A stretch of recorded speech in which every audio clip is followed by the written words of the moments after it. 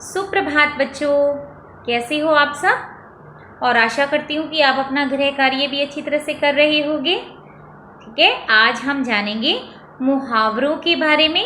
ठीक है, मुहावरे सबसे पहले जानिए मुहावरे क्या होते हैं।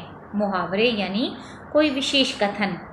देखो बेटा, कई बार क्या होता है कि हमारे मुख से कुछ ऐसे वाक्य निकल जाते हैं जिनका कोई एक विशेष अर्थ होता है, यानी साधारण अर्थ नहीं होता है, जिनका एक विशेष अर्थ होता है। तो जो विशेष अर्थ होता है वो क्या कहलाता है, हमारा मुहावरा कहलाता है। ठीक है, और ये मुहावरे क्या होते हैं, हमारे जो आसपास की वस्तुएं होती हैं या प्राणी होते हैं, इनकी विशेषताओं और इनके विशेष गुणों को देखकर ही बनाए जाते हैं। जैसे उदाहरण के तौर पर मैं आपको बताती हूँ कि जब हमें भूख लगती है तो हम क्या कहते हैं कि पेट में कुछ आवाज़ें आ रही हैं। कैसी आवाज़ें, मानो हमारे पेट में चूहे दौड़ रहे हों। यानी जब भूख लगती है तो हम क्या कहते हैं कि बहुत ज़ोरों से भूख लगी, हमारे पेट में तो चूहे दौड़ रहे हैं। तो किसी भी साधारण चीज़ को, यानी अगर साधारण रूप से हम क्या कहते हैं, हमें भूख लगी है, लेकिन अगर हम ये ना कह के कि हमें भूख लगी है, उसकी जगह हम ये कहें कि हमारे पेट में तो चूहे दौड़ रहे हैं, तो किसी भी साधारण बात को हम किस तरह से कहते हैं, विशेष रूप से कहते हैं। पेट में चूहे तोड़ने का अर्थ क्या होता है, भूख लगना, बहुत भूख लगना। ठीक है, अब दूसरा उदाहरण मैं आपको दूं कि अचानक उठी आहट से, अचानक हुई आहट से, आहट मीन्स शोर।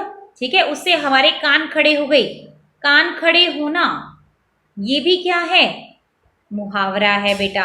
यानी किसी भी साधारण बात को हम विशेष रूप से कहते हैं। ठीक है, वो हमारा क्या हो जाता है, मुहावरा कहलाता है। ठीक है, अब किसी भी बातों को हम दो प्रकार से कह सकते हैं।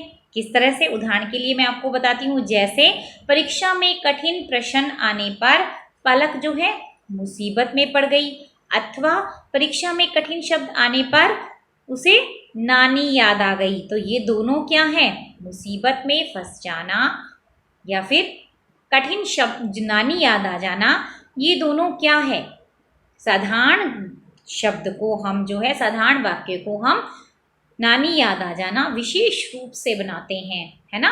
तो मुहावरों की परिभाषा क्या हुई, मुहावरे वे वाक्यांश हैं, यानी वाक्य का अंश हैं जो सामान्य अर्थ से अलग विशेष अर्थ देते हैं, और इनके प्रयोग से हमारी जो भाषा है वो क्या बन जाती है, सुंदर बनती है, प्रभावशाली बनती है और सजीव उठती है।